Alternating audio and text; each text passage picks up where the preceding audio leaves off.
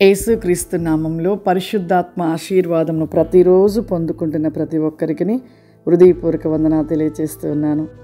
ప్రతిరోజు కూడా మనం పరిశుద్ధాత్మ ఆశీర్వాదాన్ని పొందుకోవాలి. ప్రతి దినము కూడా ఈ లోక సంబంధమైన వాటి మీద దృష్టి పెట్టక దేవుని వైపుగా మన మనసు ఉంచి లేచినది మొదలుకొని పడుకున్న వరకు కూడా మన హృదయంలో మన మనసులో దేవుడిని జ్ఞాపకము చేసుకుంటూ నెమరవేస్తూ తను చేసిన మేలులను నెమరవేస్తూ ప్రతి విషయాన్ని మనము దేవుడు చేసిన విషయాలకి కృతజ్ఞత చెల్లిస్తూ మనము దేవునితో ఉన్నట్లయితే నిజంగా ఎన్ని ఆశీర్వాదాలు పొందుకుంటాం.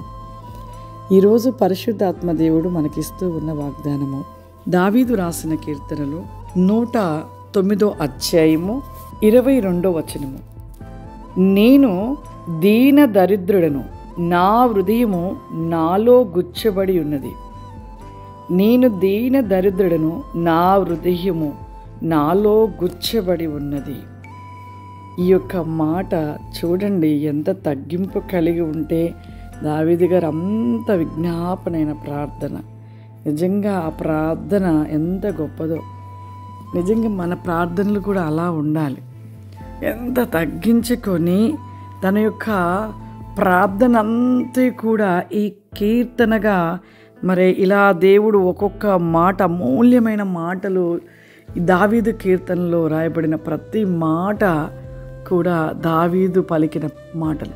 ఎంత తగ్గింపుతో అడుగుతున్నాడు, దీన దరిద్రుడనయ్యా, నా హృదయము నాలో గుచ్చబడుతూ ఉన్నది. ఆ గుచ్చబడుట అంటే ఏంటి అంటే, మనము చేసిన ఒక తప్పులు అవి మనలో ఎలా ఉంటుండే అంటే అవి ఒక సూదుల వలె గుచ్చబడి ఉన్నవి అని చెప్తున్నాయో.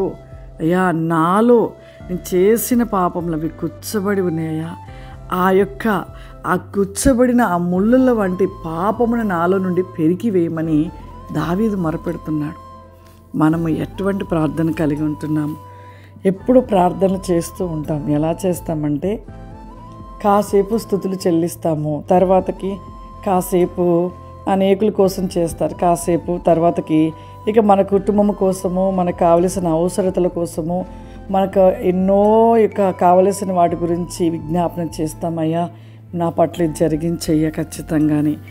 ఇక అలా చేస్తూ ఉంటారు. కానీ ఎప్పుడైతే మనము మన ప్రార్థనను బట్టే విజయాన్ని పొందుకుంటాం, ప్రార్థన చేయడంలో మనము నిజముగా మొరపెట్టుటలో కూడా హృదయపూర్వకంగా మొరపెడుతూ మన ప్రార్థనలో ఎలా ఉండాలి, తగ్గింపు ఉండాలి, పశ్చాత్తాపం ఉండాలి, దీనత్వం ఉండాలి. ఆ విధమైన మొర దేవుని సన్నిధికి చేర్చబడుతూ ఉంటుంది. కాబట్టి ఇక్కడ అలాగే దావీదు ప్రార్థన చేస్తున్నాడు, నేను దీన దరిద్రుడను, నా హృదయము నాలో గుచ్చబడి ఉన్నది.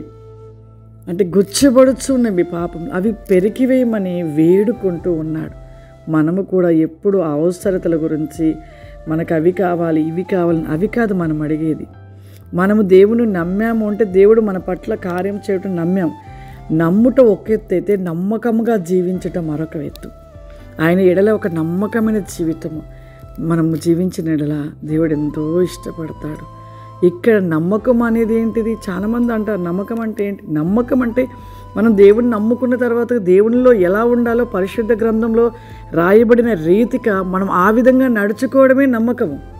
అంతేకాని ఆ విధంగా మనం నడుచుకొనక మనము ఇష్టానుసారమైన స్థితిలో తిరుగుతూ ఆ ఇష్టానుసారముగా మనము మాట్లాడుతూ దేవునికి వ్యతిరేకమైన జీవితాన్ని జీవించడమే దేవుణ్ణి అక్కడ అవమానపరచుట, నమ్మకమైన జీవితాన్ని కోల్పోయిన వారుగా ఉంటూ ఉంటాం. ఇప్పుడు ప్రతి ఒక్కరు అలాగే చేస్తున్నారు. నమ్మకమైన జీవితంలో ఉండలేకపోతున్నారు.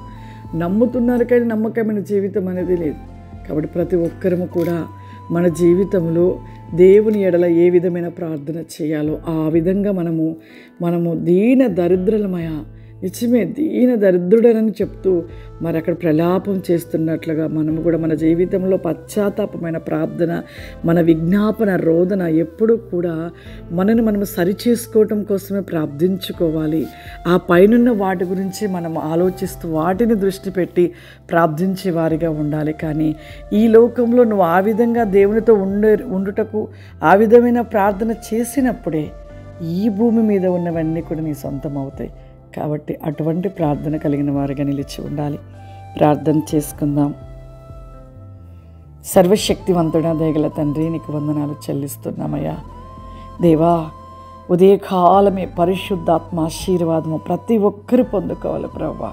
ప్రతి ఒక్కరిలో నీ ఆశీర్వాద వేకమైన విజ్గో బస్ స్టాండ్ బి ఖబాదిలరాబాసి గ్లోరాబాస్టి ఖమాందలరాస్టి కావరిమా ప్రతి రికాసిమైన వాల్బి గోబ్రికా ఫ్లవరిమా I can my so blessed and బి కా ఫ్లవరిమా. ప్రభా, ఈ ప్రోగ్రామ్ ఈరోజు చూస్తున్న ప్రతి ఒక్కరి జీవితంలో అద్భుత కార్యములు జరిగించండి నాయన. ఏ కొదువ ఉన్నదో ప్రభా, కొదువను తీర్చమని అడుగుచున్నాను ప్రభా. వారి జీవితంలో సమృద్ధిని దయచేయమని అడుగుచున్నాను. దేవానికి స్తోత్రములయ్యా.